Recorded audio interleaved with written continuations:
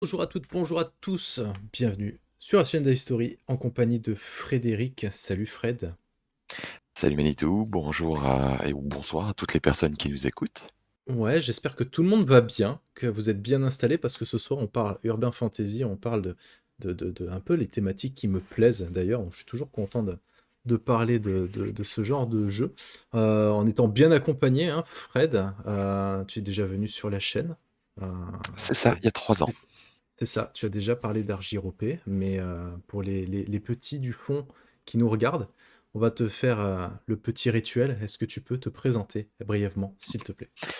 Oh, très brièvement, parce que ma personne n'a pas beaucoup d'intérêt. Je Mais suis si. Frédéric, Frédéric Marin. Je suis tout simplement un petit gars qui vit du côté de Strasbourg actuellement. Et quand j'ai pas une vie débordante de travail ou de famille, eh bien, j'aime bien écrire un peu de jeux de rôle. Et il y a 3 ans, je me suis lancé dans une aventure, celle d'Argiropé, donc le premier jeu de rôle que j'ai publié.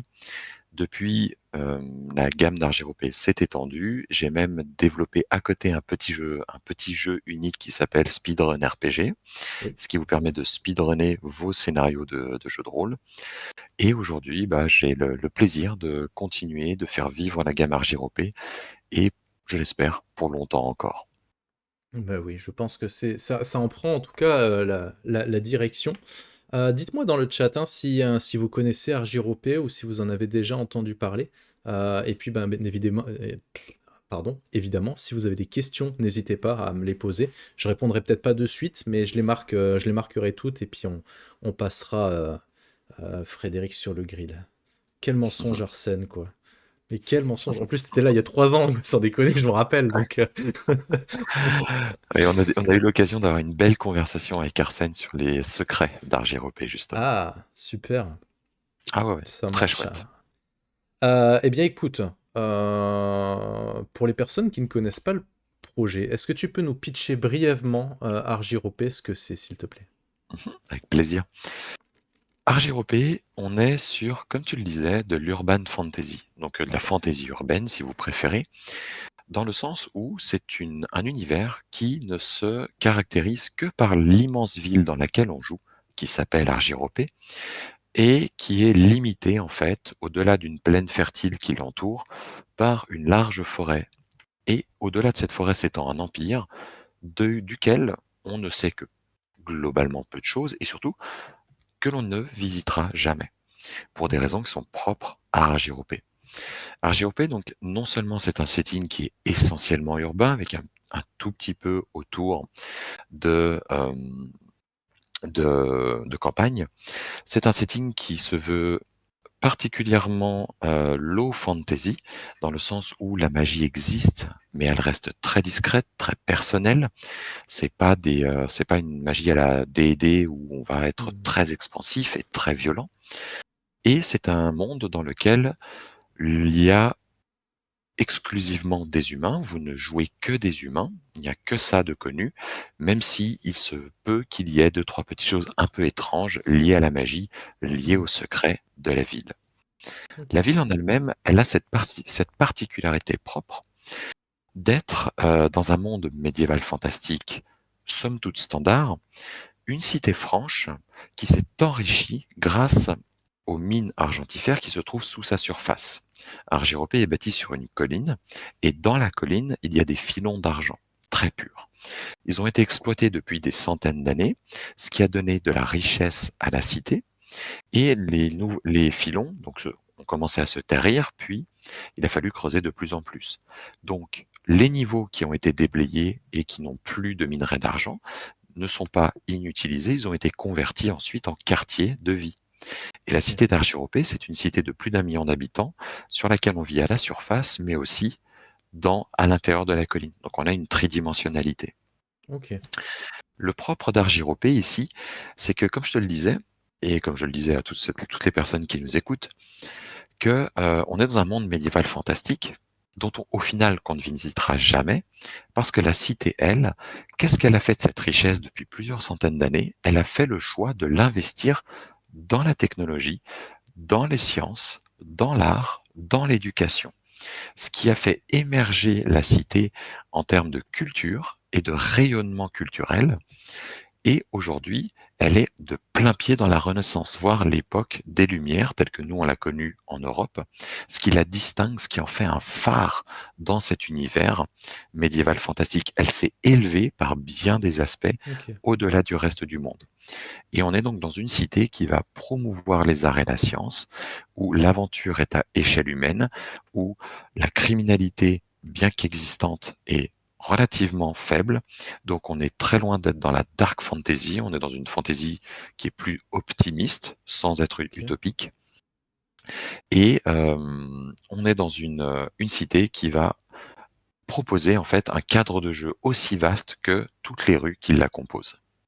Ok. Et du coup, dans cet univers qui a l'air quand même, somme toute, assez lumineux, Oui. les PJ, qu'est-ce que on joue quoi comme style de personnage? Quel type d'aventure on peut vivre dans Argyropé?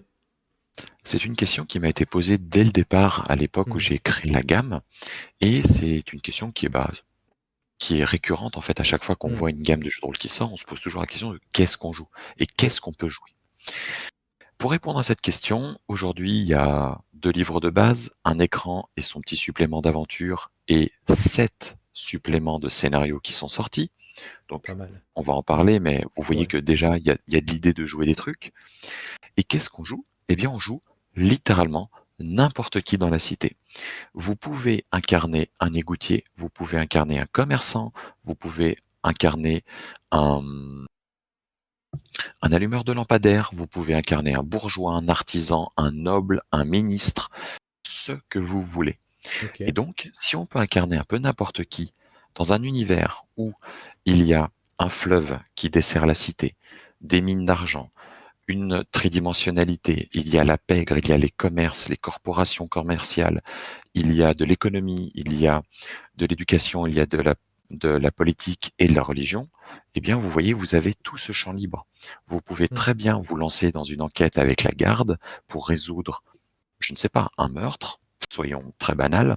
Mhm. Vous pouvez tout à fait décider de vous lancer dans une immense campagne économique dans laquelle vous allez devoir gérer des flux d'argent, gérer des commerces, gérer les problèmes avec le reste de l'Empire et les problèmes d'Argyropé, puisque Argyropé, grâce à son argent, c'est franchisé, plutôt, elle est devenue cité franche, donc elle est toujours sous la houlette de l'Empire, mais elle a des libertés particulières, ce qui fait qu'il y a des tensions politiques. Donc vous voyez qu'on peut aussi jouer un Hmm. aspect politique. Bref, vous pouvez jouer de tout. De la Ouais. comédie, du drame, de l'enquête, du surnaturel, puisqu'on est dans de la fantasy, donc il y a de l'occulte, ou de l'horreur. Et on reviendra Ouais. sur la plupart de ces thèmes. Bah, je vais faire un big up à Artemis pendant que je suis en live Ah, parce que Artemis donc m'a fait jouer un petit one shot donc à Argyropé, un one shot. Je crois qu'on a mis deux séances pour le faire mhm, et c'était le scénario où on joue. Alors je fais ça de tête parce que ça commence à dater un peu, mais on jouait des artisans, des contremaîtres, des trucs comme ça qui avaient été un petit peu laissés pour compte sur un oui, sur un chantier. Je crois que c'était un projet de c'est pont. ça. Et Oui, pour se venger, on avait pour mission de mettre la pagaille dans un mariage. Alors dit c'est comme ça. ça, on se dit c'est rigolo, c'est sympa, machin. Mais moi, ce que j'ai beaucoup aimé dans ce scénario, qui est au final une espèce de petit bac à sable, c'est qu'on Mhm, on pouvait faire tout ce qu'on voulait. Il y avait les feux d'artifice, on pouvait essayer de faire des trucs avec. Il y avait différentes personnalités en fait au sein de ce mariage qu'on pouvait approcher, faire des trucs. Et je sais plus comment on en est arrivé là. On en est arrivé à piquer un dirigeable qui transportait je ne sais plus qui était sur le toit. On l'avait pris en jetant je sais plus quoi sur le mariage et ça a fini en fait en course-poursuite de ballon. Et enfin, c'est parti tellement vite en live que c'était super cool en fait. Donc j'avais passé un très bon moment. Il y avait Tomoun de mémoire qui était avec moi. Donc c'était très chouette. Donc ouais. voilà, rien que pour cette scène, le jeu vaut le coup, quoi, franchement. Ça me fait très plaisir. Et alors déjà, un immense merci à Artemis, qui est une Ouais, personne qui est très active sur le Discord ouais, et qui a fait jouer quasiment l'intégralité de la gamme aujourd'hui. ouais. Mm. Donc moi enfin je suis baba de ce genre de personnes. C'est Elle est très chouette. fantastique. Et ouais. Merci à tout le monde d'avoir participé. Merci à toi aussi. Et Tu peux sache me que remercier parce que sache que c'est moi qui ai coaché Artemis pour qu'elle devienne MJ. Donc j'y suis un petit peu pour quelque chose si elle est aussi chouette maintenant avec toutes les super Exactement, propositions qu'elle fait. Elle doit avoir les oreilles qui font comme ça, là. c'est ça. Eh bien, dis-toi que ce à quoi tu as joué, c'est le Ouais, scénario qui va avec l'écran. Et ok. c'est le scénario de toute la gamme d'Argiropé qui est le plus simple, Hmm, littéralement le plus simple, qui donne un avant-goût seulement de ce que c'est qu'Argiropé. ok. Pourquoi? Parce que quand j'ai conçu Argiropé, mon ambition, c'était de faire une gamme assez étendue et surtout de sortir des scénarios qui prenaient le temps de poser une ambiance, des Hmm, personnages et de s'intéresser à une thématique, à une problématique, à des choses importantes qui font réfléchir, qui permettent aux joueurs de s'impliquer. ouais. Dans l'architecture, donc l'aventure que tu as jouée, le but n'est pas là. Il y a une petite portée politique, je ne sais pas si vous l'avez exploré, mais il y a une Non, parce que petite portée, c'était vraiment un petit one shot, c'était pour oui, oui, découvrir le jeu mais et ouais. dans l'aventure, il y a plein de choses qui Ok, existent, et il y avait quelque chose lié à la politique d'Argiropé. Il y avait une ok. contestation sociale, mais il y Oui. avait un truc de politique, peut-être que vous ne l'avez pas découvert. Mais ce que je veux dire par là, c'est que c'est le scénario qui, pour moi, je suis très content d'avoir publié, hein, j'aime tout ce que j'ai publié, mais ce n'est pas représentatif Ok. parfaitement d'Argiropé, puisque tous les suppléments qui viennent après sont des aventures quasiment toutes beaucoup plus longues et qui prennent le temps de creuser quelque chose de plus profond. Ok. D'accord. Et du coup, bah, puisque on est en train de parler des suppléments, etc., actuellement, la gamme des ouvrages qui sont donc disponibles, où est-ce qu'on en est en fait? Ouais. Donc, comme je le disais, il y a 2 livres de base. Le premier livre s'appelle Univers et secrets. C'est un livre dans lequel on va présenter le setting, donc Argiropé, et tout ce qu'il y a dedans. C'est un livre qui est très exhaustif, il fait 260 pages, et dedans, on y décrit de long en large la cité, à la fois son historique, son gouvernement, les lois, la religion, les corporations, le service des postes, les mines, etc. Et ensuite, chacun des 91 quartiers de la cité, donc Mhm. beaucoup de, de quartiers, sont décrits sur, en règle générale, une page et demie, dans lequel on trouve les descriptions physiques du quartier, des détails, pour chaque quartier, une micro-proposition d'aventure, donc ce qu'on appelle une rumeur, donc une graine de scénario, si vous voulez, que Mhm. le MJ peut développer ou s'aider pour développer quelque chose. Puis, on va trouver à la fin du livre une partie qui est grisée, donc sur la tranche, c'est tout en noir, on peut pas se louper, qui donne tous les secrets d'Argiropé. Argiropé est Ok. un univers à secrets, comme peut l'être Exil, par exemple, ou Les Ombres d'Estérène. Mhm. Mais à la différence de ces deux-là, vous avez l'intégralité des secrets dans le livre de base tout de Ok. suite. Et ces secrets, ce qui fait l'un des sels d'Argiropé, c'est que ces secrets, ils arrivent en surface. Mais pour comprendre, donc l'idée c'est que les joueurs, pour comprendre véritablement ce qui se trame en dessous, on va dire le cœur du secret, Ouais. eh bien ils vont devoir décortiquer chacun des secrets, voir les ramifications et plonger vers quelque chose de plus complexe. Les joueurs peuvent le faire ou passer à côté, ça n'a pas d'importance, c'est selon leur envie et selon la manière dont ils perçoivent le jeu et l'intensité avec laquelle ils veulent le découvrir. Ok. Ça, c'est Univers et secret. Vient ensuite Règles et bestiaires, le deuxième livre de base qui propose la mécanique de jeu, donc un corpus de règles pour jouer, Mhm. créer un personnage, la magie, les compétences, la résolution, le panache, qui est une spécialité d'Argiropé, c'est une mécanique qui fait que on peut toujours améliorer ses jets si on décide de d'améliorer la description qu'on fait de notre action. En décrivant mieux, on ajoute des points de panache et donc on les ajoute au résultat du dé pour obtenir un succès ou faire mieux encore. Donc en fait, c'est un système qui est assez rapide, simple à prendre en main. C'est un dé qu'on lance et ça résout l'action en cours. Et donc il est rapide, il est simple à apprendre. Il y Mhm. a des couches de mécanique qui peuvent s'ajouter mais qui ne sont pas obligatoires, donc qui sont proposées. Et c'est un système de règles qui veut privilégier la narration et la description. Ok. On trouve dedans donc les sorts et pas mal d'autres choses. Et à la toute fin, le bestiaire, donc là encore une partie grisée où il va y avoir des règles supplémentaires pour le maître de jeu. Il va y avoir des spécificités propres à certains adversaires, propres à Argyropé, Ok. et une liste d'antagonistes humains, animaux ou autres que l'on peut, dans lequel on peut piocher immédiatement pour garnir ces scénarios. Ok.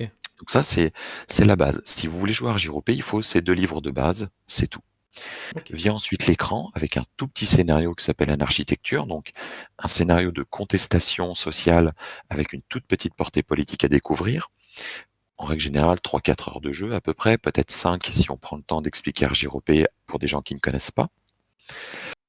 Et 7 suppléments d'aventure. Quand j'ai commencé Argyropé, j'ai voulu faire quelque chose euh, de très ah, exhaustif dans les Ok. livres de base, c'est-à-dire que vous n'aurez pas de suppléments qui seront publiés au format physique avec des suppléments de règles, des suppléments de contexte ou autres. Ok. Tout est déjà pensé pour être dans les livres de base. D'accord. J'ai mûri le projet pendant une dizaine d'années, j'ai eu le temps de vérifier que je n'oubliais rien d'important. Il y a toujours Ok. des détails qui probablement ont été omis. Ah, on a perdu notre intervenant, ou alors c'est moi. Non. Hop, je meuble un petit peu, les amis. Vous inquiétez pas, Frédéric arrive.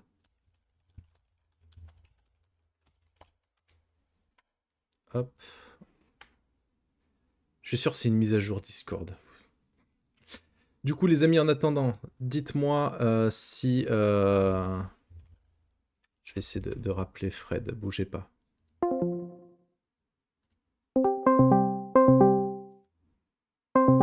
Hop. Les joies du direct, hein, les amis. Heureusement que je voulais pas faire de montage. Pididip, pididip. Pouloup, poup, poup, poup.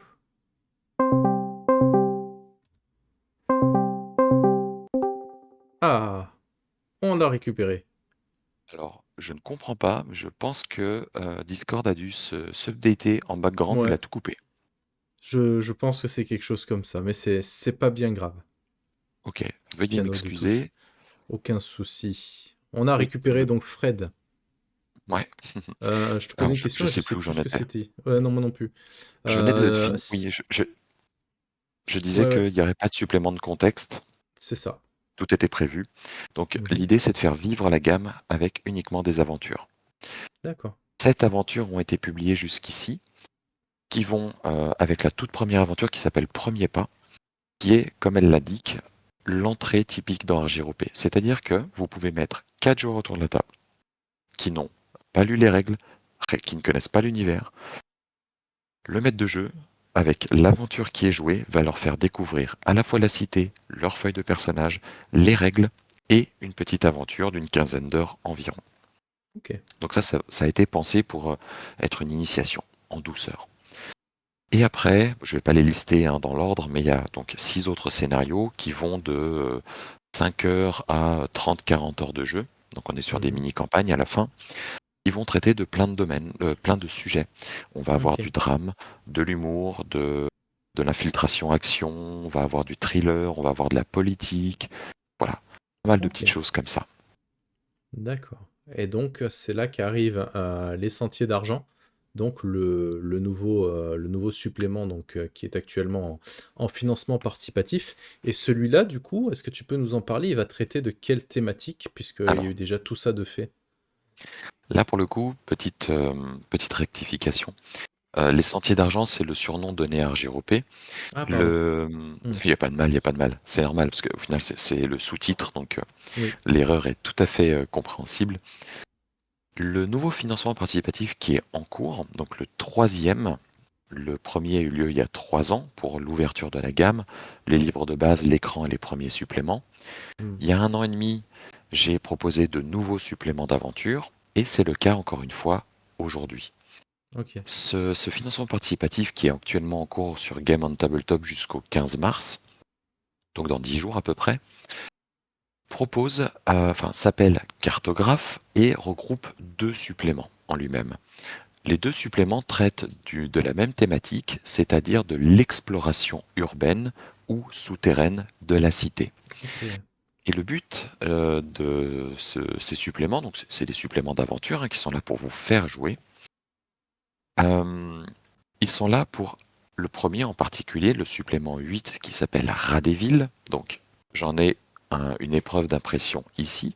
Trop Donc vous cool. voyez, c'est un beau bébé de 216 pages. Donc Ouais. comme tous les suppléments d'Argiropé, c'est de la couverture souple et en noir et blanc à l'intérieur. Ok. Ce supplément propose d'incarner de jeunes cartographes urbains, les rats des villes, qui ont pour mission, au sein d'un institut de topographie urbaine, de cartographier les changements de la ville au fur et à mesure des constructions, des destructions, des incendies, des démolitions, et aussi de retrouver certains secrets architecturaux perdus, de découvrir des anciens endroits effondrés ou bloqués, ou etc. etc. Bref, c'est ce qu'on appelle un peu de l'urbex.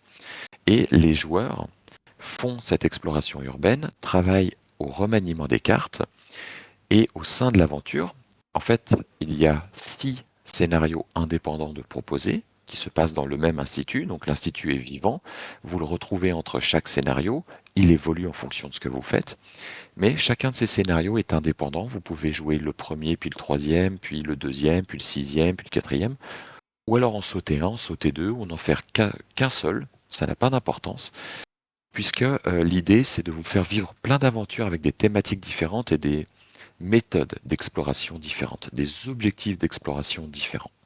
Ok. D'accord. Pourquoi avoir créé ce supplément en particulier?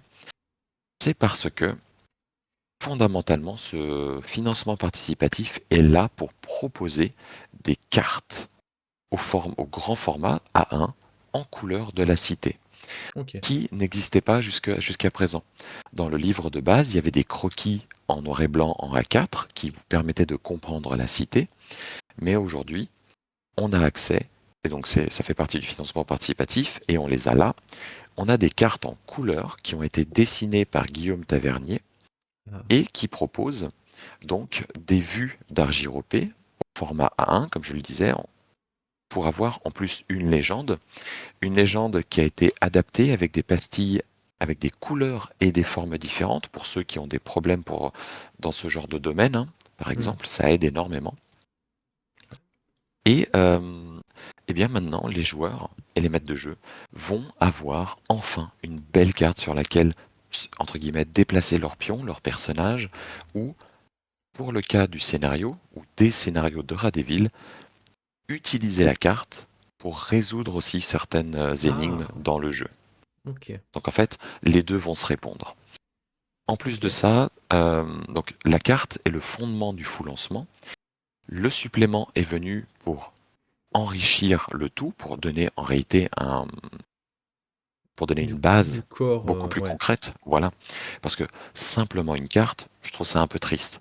Là, Ouais. pour le coup, vous avez 6 aventures, vous avez 40 à 50 heures de jeu devant vous, avec avec des belles cartes, parce qu'aujourd'hui, il y a 2 cartes à acheter sur Game on Tabletop, qui sont fournies automatiquement avec le supplément, mais une troisième qui présente certains secrets d'Argiropé a déjà été débloquée.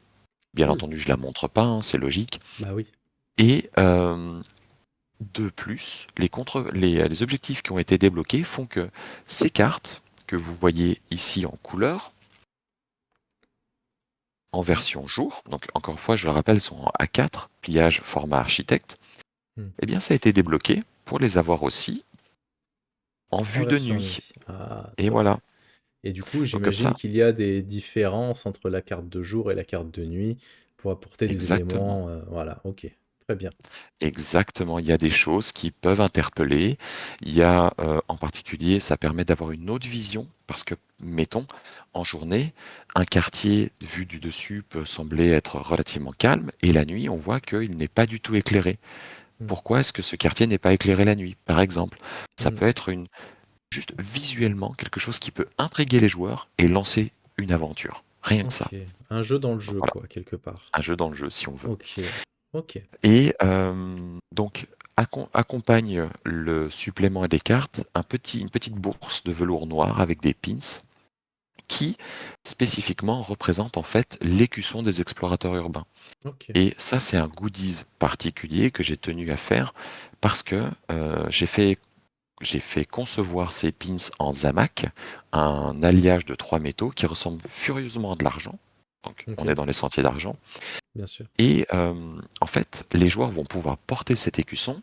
Et si eux le portent, leur rat des villes le porte. Et quand les rats des villes portent l'écusson, l'emblème de leur corporation bien visible, ils ont des interactions qui ont des bonus ou des malus en fonction de à qui ils discutent. Ok. Et puis Et ça donc, en fait, évite ça, en plus le ah non, mais si, mais mon personnage, il le portait, voyons. Bah, ça me voilà, par paraissait exemple. logique.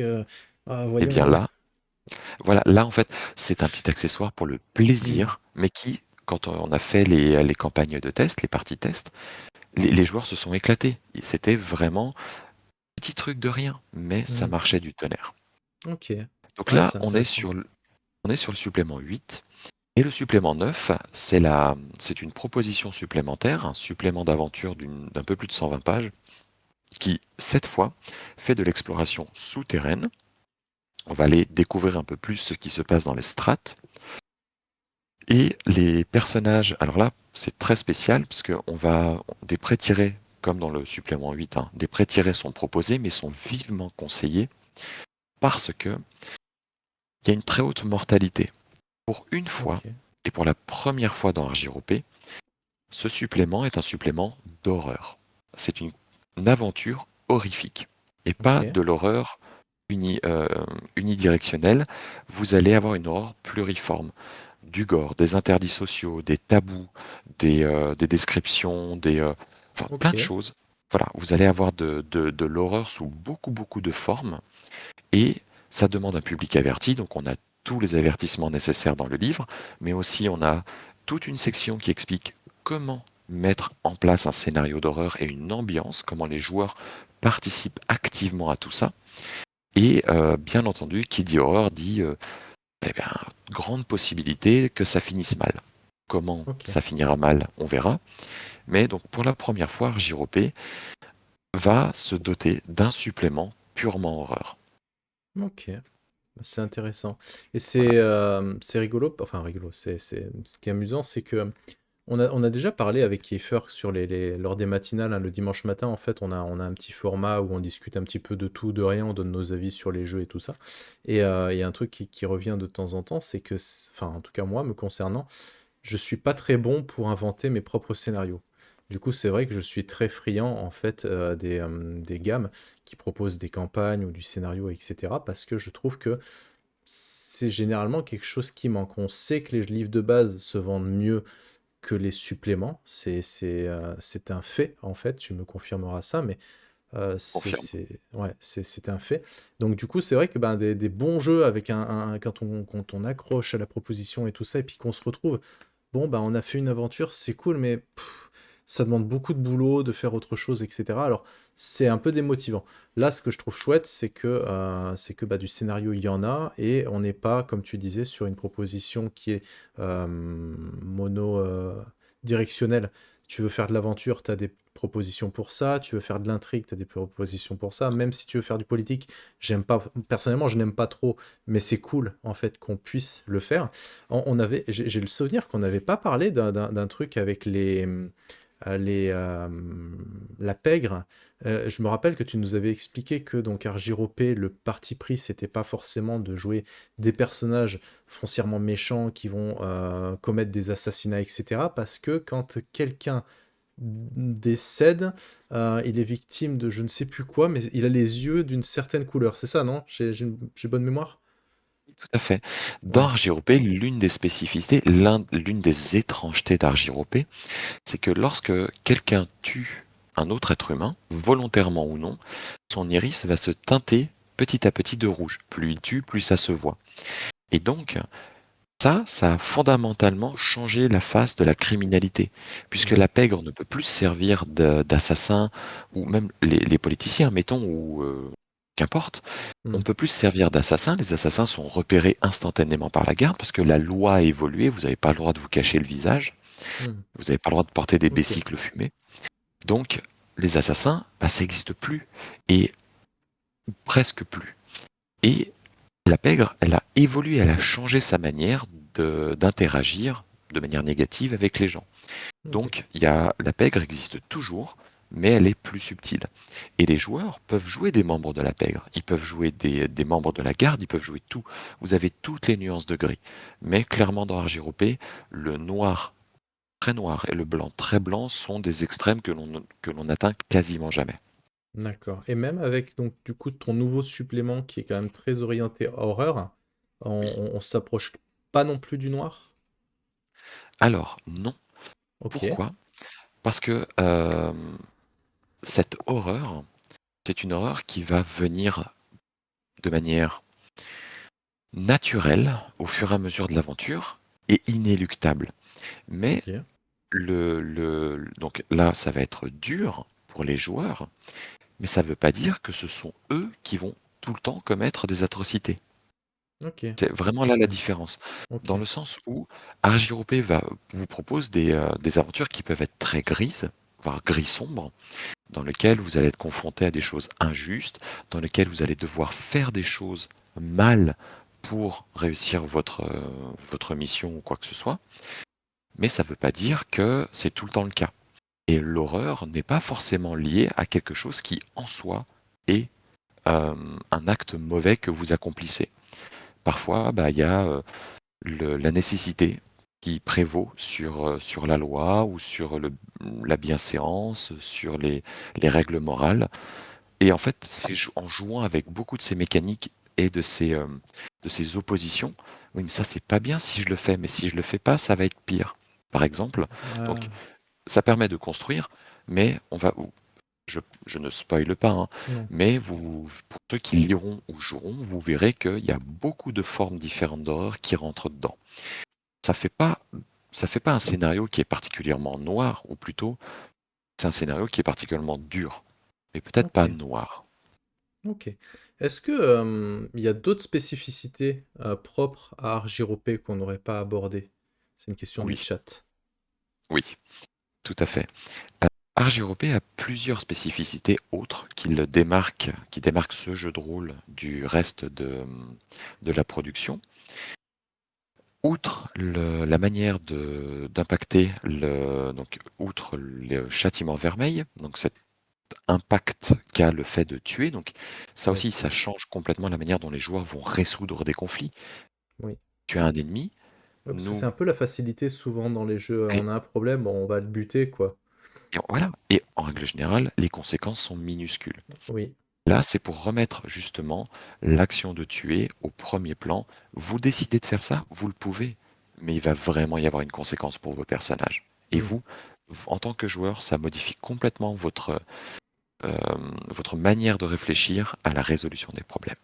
Ok. Donc, outre ça, on a aussi une autre étrangeté qui apparaît, qui s'appelle la mélancolie, et qui est la raison pour laquelle tout se joue dans Argyropé.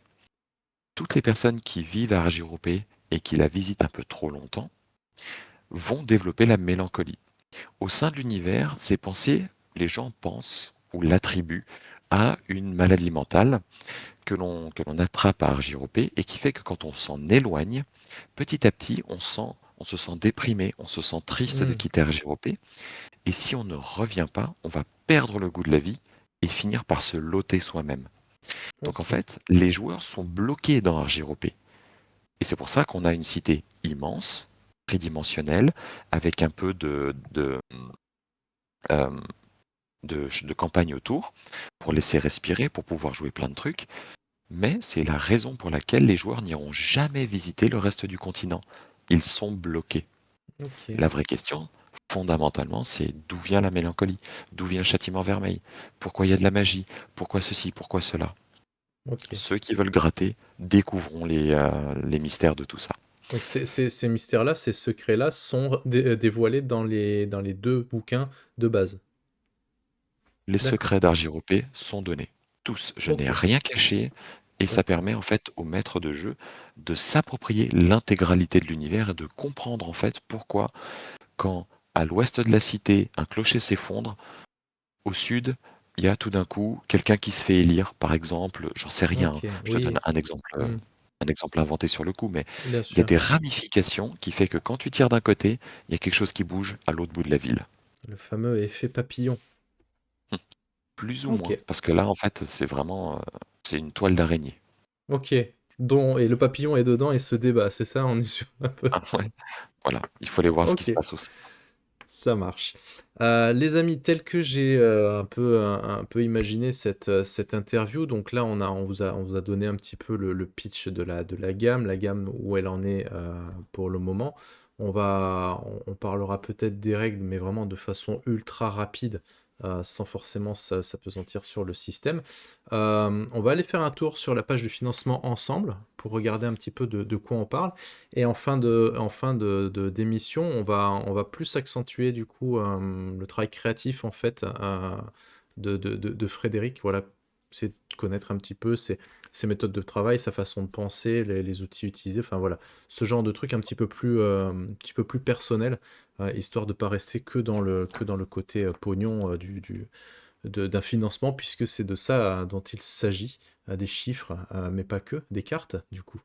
Et pour Ouais. imprimer de la carte A1, je peux vous dire que c'est grand et que sur une table, ça claque pas mal, je pense. Oui, c'est le but en fait. L'idée, c'est de la poser au milieu et les joueurs se mettent autour justement et ils ont accès tout de suite à leur cité. Et ça, je trouve ça fantastique. Dans le Ouais. jeu, ça aide énormément. Ouais. C'est vrai que ça peut être vraiment chouette en plus d'avoir un petit token, un petit truc comme ça Mhm. pour représenter un peu le groupe et puis se balader dans Exact. les rues. On va aller regarder vite fait le financement du. Hop. Alors, la bonne nouvelle, c'est que le jeu est financé. Donc ça, c'est plutôt chouette. Et donc, toutes mes C'est félicitations. fantastique. Ouais, Merci. ouais, ouais. C'est Donc, pas moi qu'il faut féliciter, hein. C'est toute la communauté qui s'est véritablement investie dans oui, RJROP. Il mais y a des vétérans et des curieux, des nouveaux. Et c'est fantastique de voir le soutien qu'a eu RJROP. Et aujourd'hui, on en est au troisième financement. Et la flamme est toujours là. Et ça me ouais, fait tellement chaud au cœur. mais on te félicite quand même parce que je pense que si tu n'avais pas proposé aussi une gamme et puis des suppléments aussi qualitatifs, les gens ne se mobiliseraient peut-être pas autant. Donc je pense que c'est un mérite partagé, je trouve. Donc, on va reparler après un peu plus spécifiquement chiffres, mais donc là, on voit qu'il y avait donc 4 000 euros, c'était la somme demandée pour pouvoir produire du C'est ça. coup Lancer ce la production. supplément d'Argiropé. Nous sommes à 124 souscripteurs, ce qui est quand même pas mal du tout. 13 975 euros, vous n'allez pas me laisser ça à 13 000, on le passe au moins à 14 là, hein. 14 000 hein, ce soir en live, s'il vous plaît, les gens. Euh, Ce qui est quand même plutôt chouette. On a vu du coup que pour pouvoir avoir une opération blanche, hein, donc ce qu'on appelle opération blanche, c'est pour que toi tu puisses récupérer ta mise de départ, en fait l'investissement de départ qui est nécessaire à la production de ce jeu, il te fallait 8 000 euros. Donc je suis en train de chercher où c'est, on en a parlé tout à l'heure, hein, livraison, Dans voilà, les ça doit être par objectifs. Ouais. ici. Équilibre financé à 8 000 euros. Voilà, donc ça veut dire que tout ce qui est au-dessus, c'est enfin du gain pour peut-être préparer la suite, pour pouvoir rembourser certaines avances que tu as dû faire, ce genre de choses. Ouais. À la fin, voilà, justement, les objectifs supplémentaires, eux, demandent un peu plus. Enfin, chacun Oui, des objectifs supplémentaires qui ont été complétés venait avec une carte version nuit. Donc là c'est aussi, il a ça, fallu la payer. Et ça veut dire que aussi. l'impression va être recto verso, donc ça augmente les coûts aussi. Ouais, Donc disons que maintenant que le dernier objectif a été franchi, là, clairement, il y a du gain. ouais. Et ce gain, justement, il est déjà utilisé. Enfin, Oui, déjà façon de utilisé. parler. Oui, oui, Voilà, prévu, prévu. voilà, dans le sens où je j'ai la suite d'Argiropé, le supplément 10, il est déjà écrit, il a déjà été illustré avec mes fonds, et on est en cours de playtest. Et la suite, le D'accord, supplément 11, le 12, etc., il y a déjà des choses qui sont en construction. Donc on voit d'accord, que l'argent récolté excédentaire, il va être, il va être, il va irriguer en fait les prochains suppléments. d'accord. Donc là, Ça les permet amis, un je vous ai avenir. mis. Oui, pardon, je t'ai coupé. Non, non, non, ça permet d'assurer l'avenir de la gamme. Ok. Donc là, les amis, je vous ai mis en lien sur le chat le lien de Game on Tabletop, donc vous pouvez aller voir ça. Euh, la carte, bon, sans surprise, ça vous parle justement de la présentation du jeu, le financement participatif, en quoi ça va consister, les nouveautés justement 2026 avec ce dont tu nous parlais tout à l'heure, hein, les rats des C'est ça. villes, donc c'est les scénarios, avec justement Guillaume Tavernier dont on a parlé brièvement il y a 15 jours de ça, puisque on avait couvert une de ses dernières sorties. Mais pas que, hein. Michan Mondal, Daniela Humana. Je suis désolé si j'écorche les noms, hein, parce que j'ai pas l'habitude de ce genre Donc de. ça va être Oumania. Humania, ok, très bien. Et AXA Innov, donc pour les blasons. Voilà. Alors, à chaque fois, moi, c'est un truc que j'ai posé d'ailleurs comme question et qui est chiante à poser. C'est la fameuse question, oui, avec cette campagne, à la louche, on en a pour combien d'heures de jeu? Là, donc, ce qui est cool, c'est que tu as mis une fourchette. Donc, Oui, pour savoir vraiment si c'est intéressant par rapport à vos besoins ou quoi. Cette campagne-là, donc Rat des Villes, donc les 6 scénarios, vous êtes entre 30 et 50 heures de jeu, encore une fois à la louche, ça dépend de vos groupes, ça dépend du nombre de personnes à la table. Si vous êtes un petit peu comme moi avec Artemis, où on a beaucoup RP à ce mariage, hein, vraiment, on a cherché à creuser, chercher la petite bête. Donc, euh, donc voilà. Les oui, parce que illustrations. ces Ouais. estimations sont données suite au playtest. Parce que moi, je ne sors rien qui n'a pas été playtesté à fond. Et donc, le retour des playtests, j'ai les heures que ça a pris à chaque fois. Et donc, j'ai déjà une petite fourchette réaliste. Et je l'augmente parce que je sais qu'il y a des gens qui vont très vite et d'autres qui prennent leur temps. Hmm. Donc voilà, et pour ce scénario-là spécifique, ce supplément, pardon, comme tu le rappelais, il y a 6 scénarios. Hmm. Chaque scénario se joue en 5-6 heures, et voire un peu plus, et tu rajoutes en plus tout ce qui se passe au sein de l'Institut de topographie qui rajoute facilement une bonne dizaine d'heures, voire plus. Ok, très bien. Avec donc des illustrations vraiment très très chouettes. Le deuxième, donc le scénario Loin de toute lumière. Là, c'est pareil, hein. C'est ça, Couverture souple, on vous le explique scénario tout. horreur. Voilà, donc 30-35 heures de jeu que vous voyez vite fait là. Voilà, très bien. Et donc les cartes, voilà, vous avez vraiment le descriptif, tout ce qu'on vient de passer en fait, tout C'est simplement. cela. Les objectifs, on en a parlé, mais actuellement ils sont tous débloqués, hein, puisque c'était les derniers, c'était les cartes de secret d'Argiropé version nuit, la Mhm. carte de la ville par tranche version nuit, etc. Donc tout est débloqué. Et on va parler des offres maintenant pour vous montrer un petit peu. Donc il reste, au moment où on fait cette vidéo, hein, vous voyez, il reste 11 jours.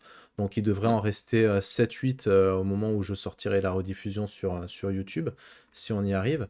Bon, 0 € c'est l'accès aux options, ça je C'est pense ça. que vous êtes un petit peu habitué maintenant. S'il vous manque quelque chose dans la gamme, si vous voulez voir un petit peu plus tard comment ça se passe, grâce à ça, vous y avez accès, quoi. Toute la gamme, tous les livres de la gamme sont accessibles au travers des options. Ok. Du coup, petit coup de pouce, si vous voulez juste donner un petit coup de pouce, la pierre à l'édifice, vous pouvez donner 5 € justement pour participer à ce projet indépendant. Pour 30 €, vous avez le tout numérique. Alors, le tout numérique, c'est tout le financement actuel, hein, donc c'est-à-dire les C'est ça. deux nouveaux suppléments avec les cartes, etc., donc au format PDF et JPEG. Ouais. Et ensuite, on commence dans le physique, puisque à 70 €, vous avez donc justement le supplément 8 et 9, donc les deux suppléments, les cartes et la bourse qui contient les 5 pins au format physique, PDF et JPEG. À C'est noter tout. une chose qui est très chouette, c'est que c'est marqué mi-2026. Qu'est-ce que j'ai fait? Est-ce que tu peux nous expliquer très rapidement où en est actuellement le projet pour pouvoir tenir ces délais-là? Alors, ce qui aide à tenir ces délais, c'est que tout est déjà prêt. Vous l'avez vu, j'ai les épreuves d'impression pour les cartes, j'ai les pins, j'ai une épreuve de pins qui a déjà été conçue, c'est la photo que l'on peut voir dans la page du financement participatif, et j'ai les 2 livres aussi qui sont finis, j'ai les épreuves. Hmm. Donc aujourd'hui, tout ce qui reste à faire, c'est de lancer la production. Dans les jours qui suivront la fin du financement participatif, tous les fichiers numériques seront téléversés. Donc vous aurez tout le numérique donc ça finit dimanche. Dans la semaine qui suit, donc la semaine du 16, vous aurez très rapidement toutes les options numériques sur Game on Tabletop. Et ensuite, il faut simplement attendre que ça parte chez l'imprimeur, et imprimeur concepteur, parce que cette fois, il y a tous les livres et les plans à imprimer chez un imprimeur belge. Les Ok. écrans sont fabriqués en Lituanie par 4V Game, donc l'imprimeur officiel de Black Book, etc., de tous les gros c'est le Ok. seul qui font des écrans en Europe. Et le dernier, les pins, qui eux sont fabriqués en Espagne. Donc j'ai privilégié, je cherchais volontairement des acteurs européens plutôt que de tout déléguer en Chine pour des raisons écologiques et d'autres raisons. Mhm. Et j'ai préféré payer un peu plus cher, mais d'avoir quelque chose de, entre guillemets, plus local. J'ai pas trouvé d'acteurs français qui me permettaient de faire ce que je voulais, malheureusement. Donc je suis allé le moins loin possible. Euh, la Ok. conception, globalement, l'impression chez l'imprimeur chez qui je vais, il y en a pour entre 1 et 2 mois. Il faut compter à peu Ok. près 2. Allez, normalement 1 et 2 mois. S'il n'y a pas de retard, s'il n'y a pas de souci, hein, ça peut toujours Bien arriver. sûr. Pour les pins d'expérience, il faut compter 2 à 3 mois. Et pour les écrans, en fonction de la charge de travail, il faut compter 3 à 4 mois. Donc Ok. l'idée, c'est que idéalement, je devrais recevoir tout ça en quelques mois. Puis après, le temps de tout recevoir à la maison, de faire les paquets, de m'occuper des envois, etc. Et oui, parce que Mi-2026, on ça devrait rappelle être que correct. il n'y a pas de plateforme logistique, c'est toi Non. qui vas faire tous les. Donc c'est encore mieux, on aura un petit peu de l'auteur dans chacun des paquets, quoi. Ouais, C'est quand même. c'est ça. Si je me coupe avec le cutter, vous aurez littéralement un bout de moi, oui. Euh, L'idée, c'est que oui, je fais tout seul. Donc, la date, elle reste relativement vague, mais dans les 6 mois qui suivent le financement participatif, à moins qu'il y ait un problème avec un fournisseur ou un problème géopolitique mondial, ça devrait être livré.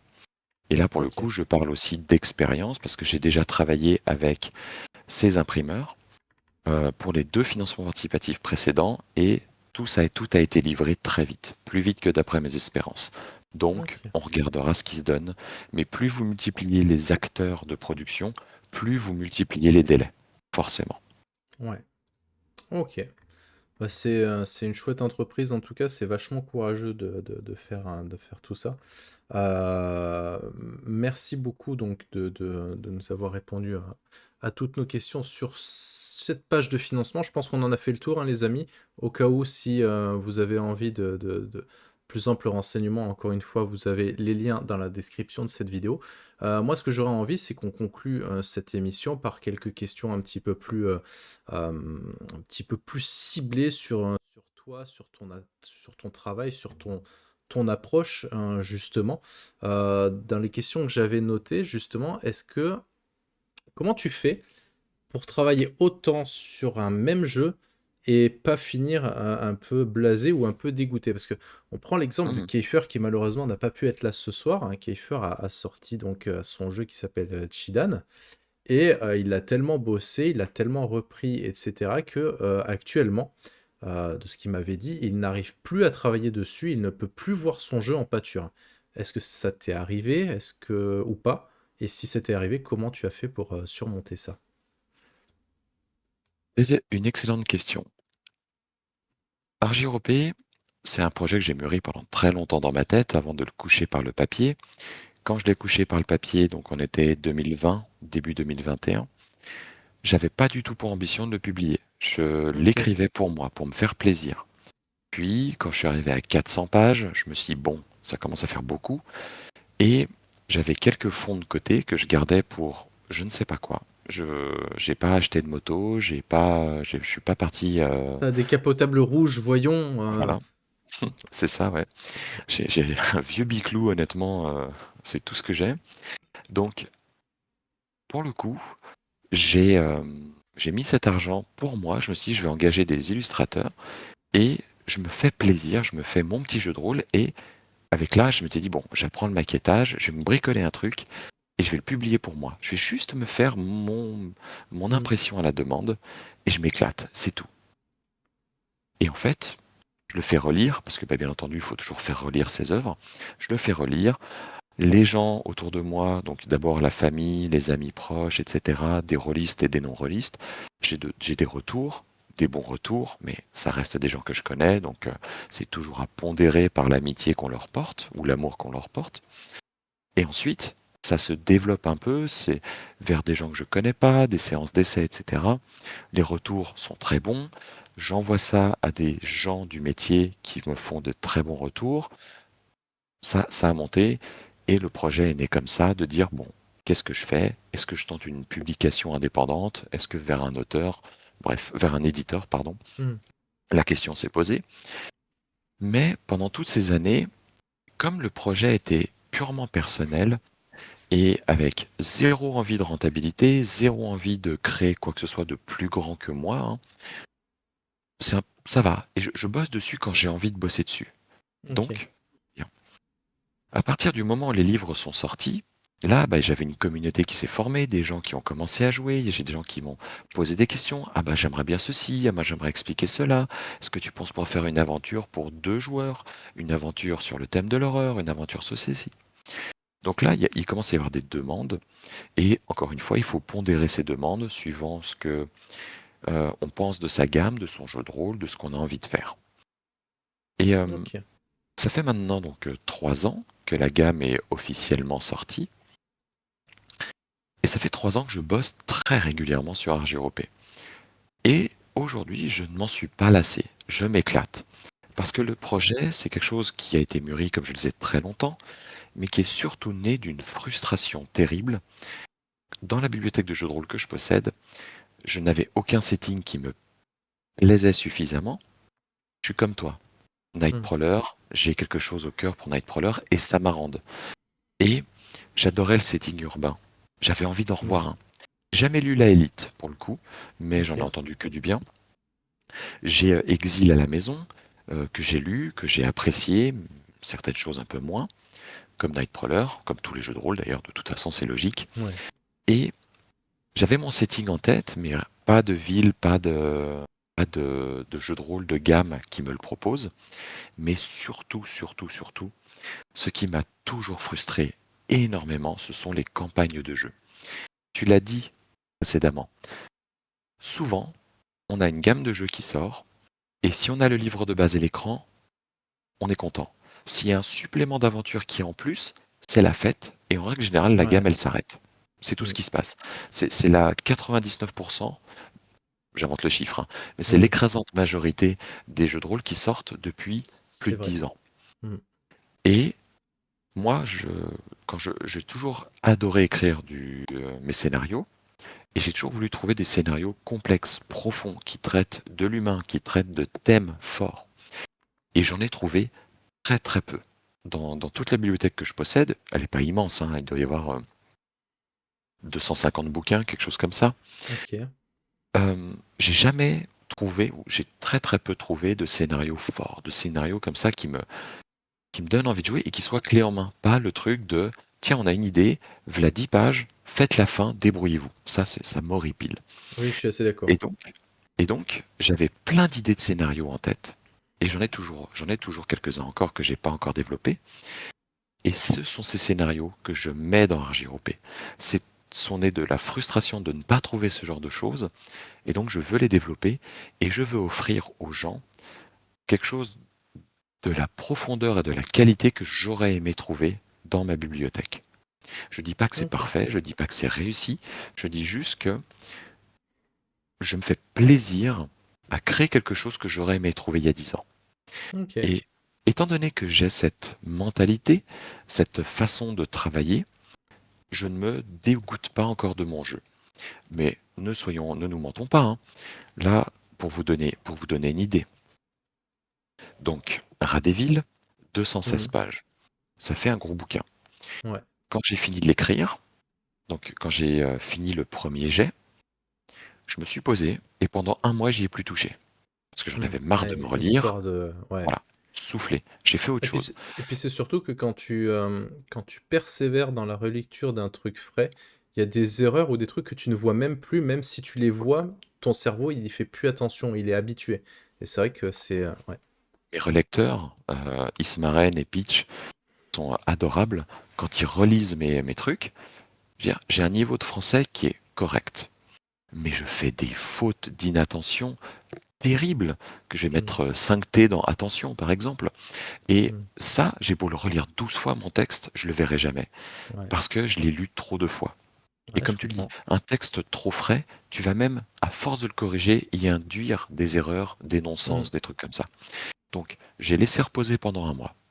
Un mois après, je l'ai repris, je l'ai relu petit bout par petit bout. J'ai corrigé des trucs, j'ai fait jouer, il y a eu des corrections, etc. Une fois les corrections faites, je l'ai laissé reposer. J'y suis revenu.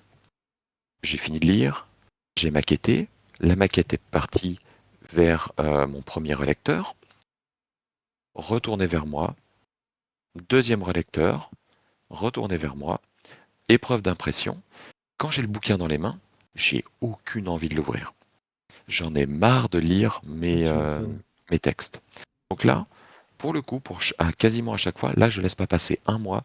En règle générale, je laisse passer plusieurs mois, le temps de m'oublier un peu, Hmm, et après, je rouvre tout ça. ok. Mais comme j'ai plusieurs projets en parallèle, plusieurs suppléments en parallèle, ça me permet, tu vois, Switch de... des uns et autres, ouais. Voilà, et ça me Ok. permet cette bouffée d'air frais. Ok. Je pense, tu as raison, qu'au bout d'un moment, je vais me saouler d'argiropée, clairement. Ou peut-être que je n'aurai plus d'idées, je n'aurai plus de quoi développer, peut-être que le syndrome de la page blanche viendra. C'est tout à fait possible. Et ce jour-là, je pense que ce sera le moment où je dirai, OK, Il est temps l'aventure de... argiropée, voilà, elle a été fantastique, il est temps pour moi de freiner, il est temps pour moi de laisser vivre la gamme, et je verrai si je veux revenir plus tard ou Bah, pas, on verra. surtout qu'en plus, si j'ai bien compris ta façon de voir la gamme, puisque tu as dit que tous les secrets étaient déjà donnés dans les livres Oui. de base, etc., techniquement, tu peux arrêter quand tu veux. J'ai envie de dire Ah, que si tu arrêtes, oui, par oui, exemple, si ça c'est ton dernier supplément, ça ne créera aucun manque en fait à la gamme. exactement.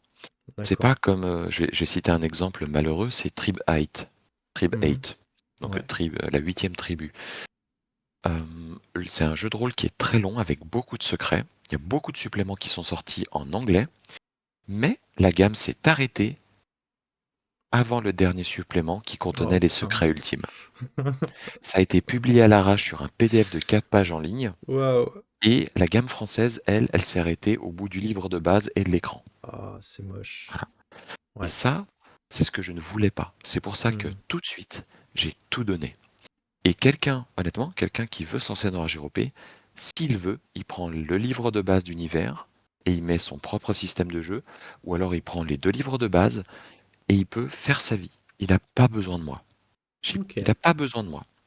Ok. Moi, je suis simplement là pour fournir des aventures que j'espère de qualité, sur des thèmes variés, sur des choses qui me sont chères. Ok. Et quand on regarde un petit peu les précédents financements participatifs, donc Argiropé, on va dire les choses, a connu quand même un succès assez chouette. Est-ce que tu as, enfin, en ayant connu, on va dire, ce succès, est-ce que tu as de la pression? Est-ce que tu te mets de la pression en te disant, j'espère que les prochains suppléments vont plaire autant que les premiers? Est-ce que c'est un peu une source de stress pour toi ou pas? Alors, oui, ça l'est, mais ça évolue avec le temps. Ok. À la fin du premier financement participatif, le succès était tellement merveilleux. Je veux dire, en 2023, personne n'avait jamais entendu parler de moi dans la communauté rôliste. Non, c'est J'avais vrai. publié des murder parties, j'avais plusieurs grosses murder parties et je m'étais fait un nom dans le domaine des murder parties, mais c'est tout. La communauté rôliste n'avait jamais entendu parler de moi. Je suis passé de l'ombre totale à une toute petite étincelle, tu vois, un petit point lumineux dans le cosmos. Ok. Et là, c'était fantastique. Je veux dire, j'étais hyper heureux de voir qu'il y a des gens qui se sont tournés vers ce point lumineux et qui lui ont donné sa chance. Je veux dire, non, j'ai pas d'autre mot que fantastique. C'était Ouais, merveilleux. c'était chouette, ouais. Et donc, quand je suis revenu un an et demi plus tard, avec deux suppléments proposés plus deux à débloquer, donc quatre suppléments d'un coup, Hmm. j'avais peur. J'avais très peur. Parce que je sais, tous les éditeurs me l'ont dit, et moi-même je le voyais, en règle générale, une gamme, on publie le livre de base et la suite, ça se casse la margoulette très vite. Les Hmm. gens, il n'y a plus qu'un noyau dur très petit qui va suivre. Or, Ouais. comme je suis pas dans une grosse boîte d'édition, mon noyau dur, il est petit déjà, il Hmm. est tout petit. Donc si de ce petit, je deviens un pot de chagrin, c'est fini. Oui. C'est la mort d'Argiropé. Donc au deuxième financement participatif, je, j'en étais malade, quoi. J'avais vraiment peur que tout s'effondre. Et je me suis fait gifler, littéralement. Le financement a été, ça a été en moins de 2 heures, ça a été financé, le premier palier. Puis tous les paliers sont tombés très rapidement.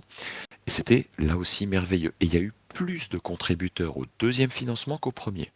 Ok. Ça, c'était incroyable à voir. Ouais. Ça, c'est Donc, chouette, ouais. euh, avec ça, je me suis dit, waouh, ok.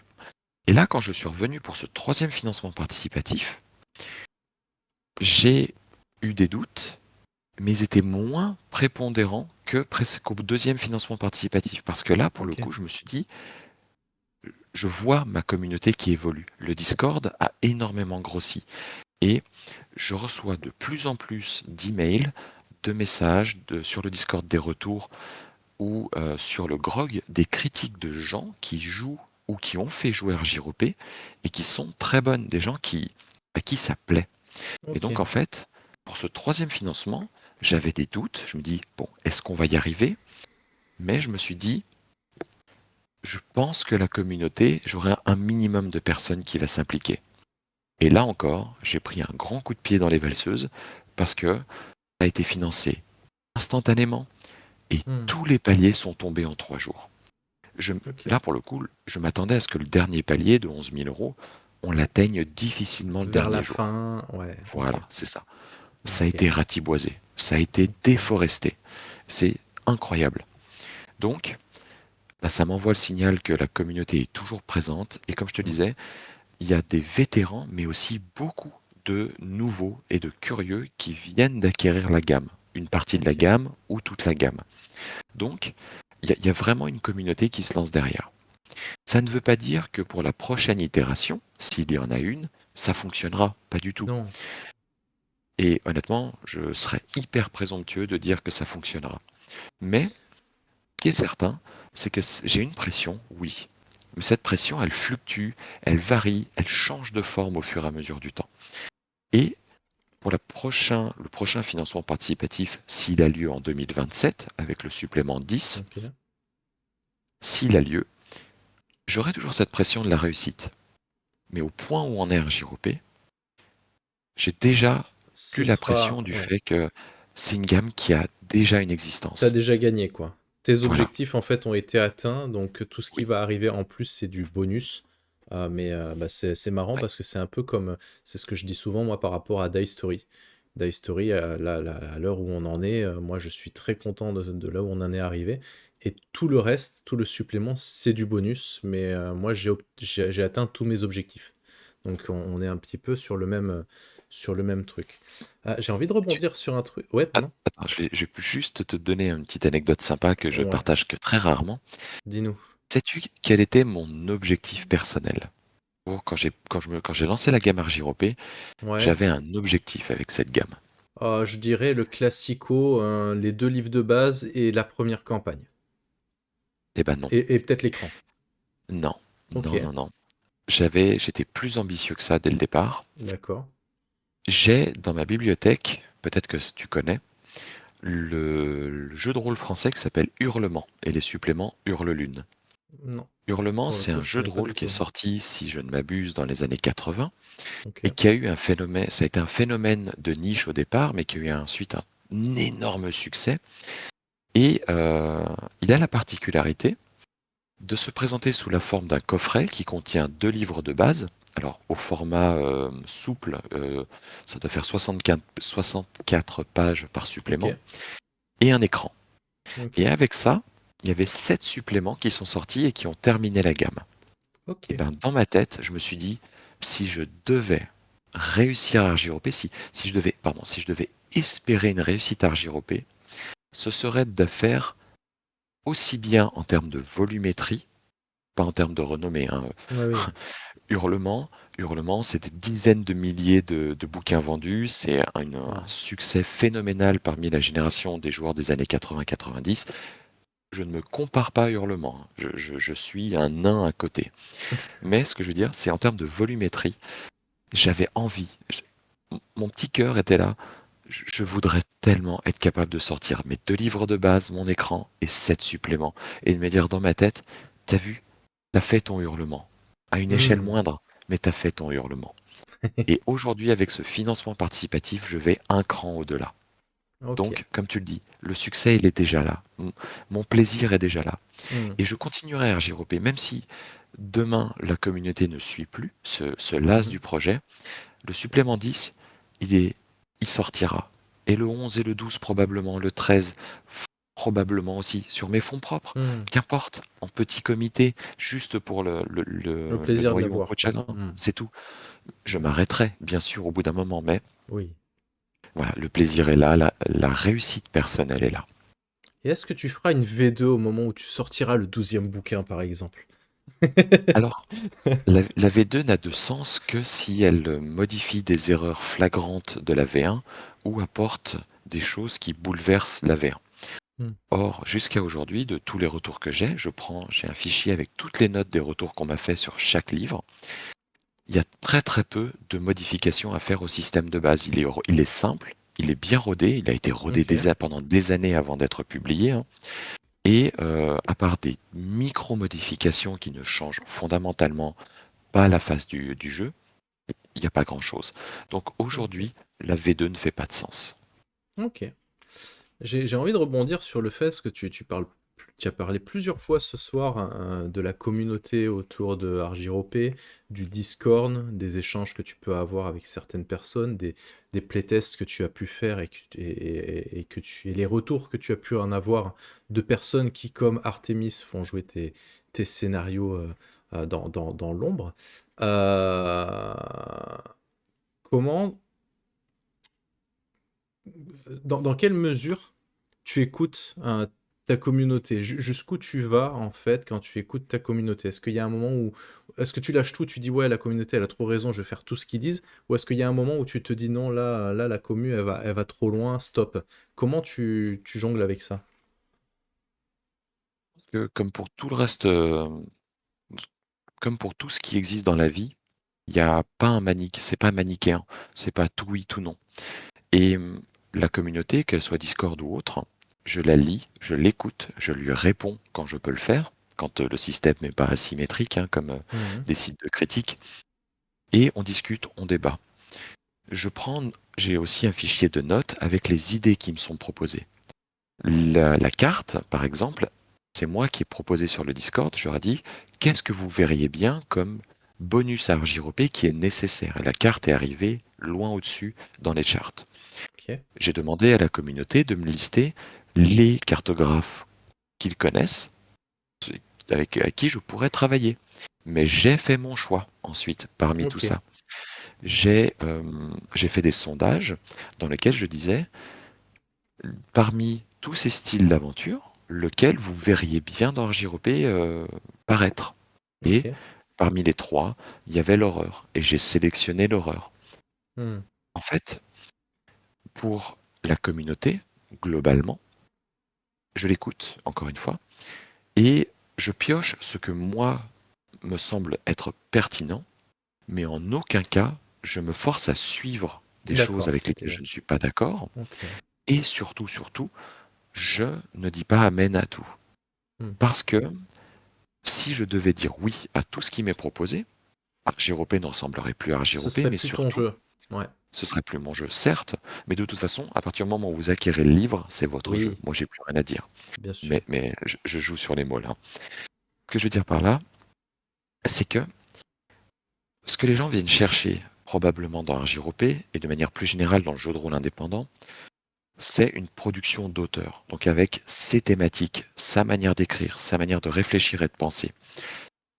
Si elle est trop euh, colorée par la communauté, eh bien, moi, ma spécificité va se diluer.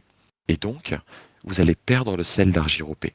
Donc, c'est important de donner des conseils ou des suggestions, Mais il faut pas se frustrer parce que tout n'est pas implémenté. Sinon, Mmh. en fait, ben, on finirait forcément sur du Donjon& Dragon. Ouais. Voilà. Ouais, je suis Que assez moi, ça m'a d'accord. été demandé, hein. Il y a des choses qui m'ont été demandées. Par exemple: «Mais attends mec, ça te dérangerait pas? J'aimerais bien quand même qu'il y ait un dragon. J'aimerais bien pouvoir me battre à la hache contre un monstre titanesque». Ah, Ouais, mais c'est c'est pas pas la vraiment proposition, quoi. c'est Ouais, pas la proposition. ouais. Et il y a des choses qui sont tout à fait sensées. On m'a proposé plein de choses sensées, mais avec lesquelles moi je me sens pas à l'aise de les inclure, ou que j'ai pas envie, ou autre. Donc j'écoute, mais je pondère. Ça, je pense que OK. c'est le plus important. Et la vraie difficulté, c'est de savoir où on met la limite. Et ça, Mmh. chaque personne, chaque leader de communauté a ses propres limites, la façon dont il écoute et jusqu'où il est prêt pour agréer avec sa communauté. OK. De toute façon, Voilà. alors j'avais lu ça quelque part, je sais plus qui a dit, mais le jeu de rôle est adaptable et évolutif. Et effectivement, si, les gens ont envie de Donjons& et Dragons ou des trucs comme ça dans RJROP, chacun est bien libre après d'adapter le jeu et Oui, de se l'approprier, comme ils ou elles ont envie, quoi. De oui, même, tu vois, le côté, moi c'est vrai que le alors c'est pas quelque chose qui me dérangeait, c'est juste que, moi j'adore en fait l'urban fantasy, mais tout ce qui gravite autour de la pègre, la façon dont on peut le jouer et c'est vrai que quand j'ai lu la proposition d'Argiropé au tout début, je me suis dit: «Ah, j'ai peur d'être frustré parce qu'on peut pas», c'est horrible de dire ça comme ça, en fait, maintenant je suis en train d'y penser, mais parce qu'on peut pas tuer des gens, en fait. Et je me suis dit: «Du coup, ça bloque beaucoup quand tu veux jouer un truc de mafia et cetera». C'est très quand même problématique parce que c'est quand même un des trucs, qui apparaît et après, bah, je me suis dit: «Bah, oui, mais en fait, moi j'ai envie de mettre ça dans le jeu, mais c'est pas la proposition, donc je serais bien sûr que je serais libre de le faire». Mais du coup, la proposition, elle est vraiment, un peu mis de côté, quoi. Tu es, oui, tu es voir, au savoir. ouais, oui, après Non, non, dans voilà, le sens c'est, où la pègre, il y a un chapitre entier dans le livre de base sur la pègre. Il y a un supplément dans lequel on joue des membres de la pègre qui doivent accomplir une mission particulière. Et je peux t'assurer que tu as tout un champ des possibles pour jouer un membre de la pègre de la mafia dans Argiropé en mmh. faisant des vilainies. Mais c'est pas parce que tu peux pas tuer que tu peux pas te permettre de Ouais, faire des ouais, choses ouais. horribles. Mais Parce que Artemis avait fait la campagne là, ça, des crépusculaires et oui, j'avais beaucoup hésité à m'inscrire, mais j'ai pas pu m'engager aussi longtemps, mais ça m'aurait vraiment plu. Elle m'a bien pitché le truc. mais de manière plus courte, si tu veux, tu peux jouer au supplément numéro 3 qui s'appelle Fripouille. Et ça, c'est le Mmh, supplément dédié à une très courte aventure pour des membres de la pègre, par mmh. exemple. Et OK. là, tu fais des petites bassesses. Mais, mais pour le coup, c'est dans une thématique particulière, donc tu vas pas aller vers le très sombre, pas du tout. OK. Mais tout à fait, OK. dans RGOP, tu peux tout à fait jouer des aventures bien sales au sein de la pègre ou au sein d'autres choses d'ailleurs, hein, Oui. sans aucun problème. C'est juste que tuer, bah, c'est pas la manière la plus simple dans laquelle, enfin c'est la manière la plus simple, mais pas la meilleure méthode avec laquelle tu résoudras tes Mmh. conflits. Mais OK. t'inquiète pas, hein, le kidnapping, la séquestration Ouais. et la mutilation Oui. sont des options. Regardez Daredevil, il tue personne, hein, mais bon, après voilà, ils sont dans quel état? Exactement. Donc tu vois, tu peux laisser libre cours à ta violence. Ouais, OK. Alors c'est pas forcément un besoin que j'ai d'être violent non plus, mais bon, on s'est compris, quoi. Oui, tout à fait. Tu es auteur du coup, donc tu nous as un petit peu expliqué comment tu travailles ou quoi. Est-ce qu'on te demande d'écrire pour d'autres gammes ou d'autres jeux? Du coup, est-ce que tu as de la demande à ce niveau-là? Alors, euh, j'ai des contacts avec des éditeurs pour des projets Mmh. potentiels. J'ai effectivement un contact chez un éditeur qui m'a dit que il voudrait, ou elle voudrait, ce contact, hein, Oui, le contact m'a dit qu'il voudrait bien me recruter pour un supplément avec plein de scénarios et recruter plein d'auteurs pour faire un OK, supplément bien chiadé sur des scénarios. Mais pour le moment, rien n'est fait. Je OK, suis à fond sur RJROP. OK, Néanmoins, j'ai un petit projet parallèle que je suis en train de mener, mais c'est beaucoup trop tôt il pour est aller dans encore le tôt. détail. On verra OK. l'année prochaine. Ça marche. Et au vu du succès de RJROP ou tu t'es jamais laissé pensé à une traduction? Par exemple, t'ouvrir et le faire traduire en anglais, par exemple? Non, parce que le succès d'Argiropé reste hyper relatif. Et on peut pas, enfin, tu vois, c'est un succès pour un indépendant. Hmm. Mais un indépendant qui va aller, donc si je le fais traduire, la langue la plus logique pour le traduire, ça va être l'anglais. Ouais, Et tu le sais tout aussi bien que moi, dans les pays anglo-saxons, le jeu de rôle indépendant, il est encore plus écrasé qu'en France. La c'est pas scène faux. indépendante française est nettement plus visible et nettement plus active que dans les pays anglo-saxons, où D&D domine totalement. Et après, Ouais. il y a du Cthulhu Du et autres. vampire et du... Ouais. Voilà. Donc, non, je ne l'ai pas fait parce que mon succès reste un succès quand même d'estime. Ce serait énormément d'argent pour un projet que je juge particulièrement casse-gueule. Je préfère me concentrer sur la communauté française ou francophone plutôt pour le coup, parce que j'ai des joueurs au Canada, j'ai des joueurs en Belgique, en Suisse, j'ai pas mal de francophones qui me suivent à La Réunion, j'ai des gens au Japon, enfin c'est hyper chouette. C'est trop chouette. Voilà. Ouais. Ok. Super. Si vous avez des questions, les amis, n'hésitez pas parce qu'on arrive un petit peu vers la fin de cette émission. Pour conclure, moi j'aurais juste envie de te poser une petite question parce que comme ça fait raccord avec la petite matinale il y a 2 semaines. Est-ce que tu peux nous parler un petit peu de tes relations avec Guillaume Tavernier? Comment vous en êtes venu à travailler ensemble, pardon, plus français, euh, et, et du coup, puisqu'il a fait les cartes, les fameuses Ouais. cartes en A1 des villes. Ça a été assez simple au départ, puisque donc j'ai trié parmi tous les noms qui m'ont été proposés. Je suis allé voir les sites web, les books, Hmm. et autres, Insta et ce que tu veux, de chaque artiste.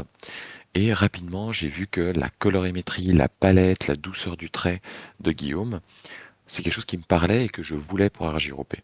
Ok. Donc en fait, j'ai trouvé sur son site les Architecture Art son contact. Je lui ai envoyé un mail. Il m'a répondu, viens sur Discord, on discute. Et sur Discord, donc bah là, je me suis présenté hein, par le mail, mais par le Discord aussi. Bien Et il sûr. m'a dit tout de suite qu'il était curieux parce qu'il avait entendu parler d'Argiropé, c'était venu jusqu'à ses oreilles. Alors il m'a dit que lui il joue plus, il a quasiment plus le Il temps a de plus le jouer, temps. Hmm. ouais. Mais voilà, il était curieux. Donc il m'a demandé de lui détailler le projet, ce que j'ai fait. Il m'a dit, écoute, la cartographie comme ça, j'en ai jamais fait comme tu me le demandes. Le projet m'intéresse, ça m'intéresse de bosser avec toi. Le courant est bien passé, on s'est fait une visio pendant plus d'une heure et demie, juste à discuter, à apprendre à se connaître et à Hmm. parler du projet. Et on s'est lancé. On a travaillé 8 mois ensemble, des allers-retours qui sont plutôt hebdomadaires ou bi-hebdomadaires. Ok. Et c'était intéressant, très instructif pour moi, pour lui aussi je pense, mais plus pour moi, parce que j'ai jamais travaillé avec quelqu'un de sa renommée. Et Ah, sur un projet aussi vaste en termes de résolution, en termes de détails. Donc moi j'avais des demandes, des volontés que lui ne pouvait physiquement pas réaliser, où il y avait des problèmes de ceci, de cela, il a corrigé des perspectives, il a corrigé des idées, il a apporté des modifications à la carte pour la rendre plus vivante, plus ok. sympathique. Donc il a aiguisé mon œil et il a beaucoup aidé à structurer le projet avec son Ok. œil à lui d'artiste. Et moi, avec mon œil de créateur de jeu, de pinailleur, ah mais attends, là il faut à tout prix qu'il y ait un point bleu ici pour telle et telle raison intradiégétique, et ainsi de suite. Donc on s'est vraiment bien entendu, il a été au petit soin avec moi, on a réussi à tout faire, a- on a fait 8 mois de travail qui étaient très fructueux, Ok. et, euh, et aujourd'hui encore, tu vois, je l'ai contacté il y a 10 jours pour un petit truc. Voilà, Ok. le courant est toujours là, on continue à discuter. Je serais très très content un jour de le rencontrer en vrai si possible. Mais ça a été une belle expérience humaine et professionnelle. Ok. Et en parlant de rencontres, ce sera véritablement ma dernière question. Est-ce qu'il y a des salons, des conventions sur lesquelles tu peux être visible ou avec qui où on pourrait échanger avec toi en fait? C'est assez rare malheureusement parce que comme Ouais, je le disais au début, j'ai une vie professionnelle hyper chargée, j'ai une vie familiale qui m'occupe tout autant. Mmh. Et le week-end, j'ai beaucoup, beaucoup, beaucoup de difficultés à laisser ma femme et mes enfants tout le week-end. Mmh. On en est à un stade où ma présence est quand même relativement nécessaire. Et les salons de jeux de rôle sont essentiellement les vendredis, samedis, dimanches. Oui. Donc, c'est beaucoup demandé à ma famille. Ma femme me supporte de manière phénoménale dans le projet. Je veux dire, sans elle, j'aurais pas fait la moitié de ce que j'ai fait et probablement si elle OK. était pas d'accord, tout aurait échoué. Donc c'est un support énorme au projet RJROP et je peux pas lui en demander trop. Je ne veux pas lui en Je demander trop. comprends. Donc je ne vais pas en salon pour cette raison principalement et aussi pour le fait que un salon, ça coûte cher. Surtout Oui. pour un indépendant. Hem, je vends pas des masses, donc le salon va me coûter plus cher en déplacement, location, nourriture, boisson, hébergement que de vente. Alors oui, c'est hyper important pour rencontrer son public, mais à un moment donné, je dois faire des sacrifices et je ne vais quasiment pas en salon. Ouais, je comprends. Les salons dans lesquels je peux potentiellement arriver à trouver un peu de temps pour y aller, et encore pas sur l'intégralité du salon, ça va être les salons qui sont proches de l'Alsace, donc le Don des Dragons à Strasbourg ou le festival de Kaysersberg, où Mmh. je suis allé l'année dernière, mais sans prévenir personne. Je me suis Ah oui. baladé en fait Non, en mais famille on y était, l'après-midi. on aurait pu te voir et puis Oui, mais partager une flamme cuche. Voyons. j'aurais aimé, mais tu vois, je suis parti en famille Oui, je et comprends. j'ai quand même j'ai rencontré plusieurs personnes, Tomoun, j'ai rencontré, Fred du Manoir Vapeur et Firostan et j'étais là, je fais: «Bon OK, on va se calmer parce que si vous commencez à dire à tout le monde que je suis là et que quelqu'un me tombe sur un je suis avec ma famille, on se détend». Ouais, je comprends. Voilà, donc quand j'irai à un salon de manière entre guillemets «officielle», quand je pourrai y être et avoir 100 du temps pour les personnes que je rencontrerai, OK. j'avertirai. Ouais, tu communiqueras autour. Très bien. Tout à fait. Eh bien, écoute, merci beaucoup, Fred, d'être venu nous parler Oui, d'Argiropé et de ces nouveaux suppléments. On t'envoie de tout un tas de bonnes ondes pour la suite de cette gamme. Et puis, de toute façon, on aura probablement l'occasion de te retrouver pour le supplément numéro 10, tu as dit, je 10. crois, c'est ça. Ouais. Tu viendras nous en parler avec grand plaisir, je l'espère. J'espère aussi, hein. J'espère beaucoup, en tout cas, il sortira parce que tout est déjà Tout est beaucoup déjà trop prêt. prêt. Voilà, Hmm. donc l'aventure va continuer quoi qu'il arrive, mais maintenant, c'est surtout la fin du financement et la livraison de toutes les contreparties qui va bien m'occuper pendant les prochains mois. Ouais, et puis pas s'oublier de prendre un petit peu de repos bien mérité après, justement, pour repartir de plus belle, quoi. Exactement. Voilà. Merci beaucoup Fred, merci à notre chat qui était assez nombreux ce soir, comme souvent. Merci beaucoup. On vous fait des bisous et on vous dit à très bientôt pour d'autres vidéos. Ciao tout le monde! Merci à toi, merci beaucoup.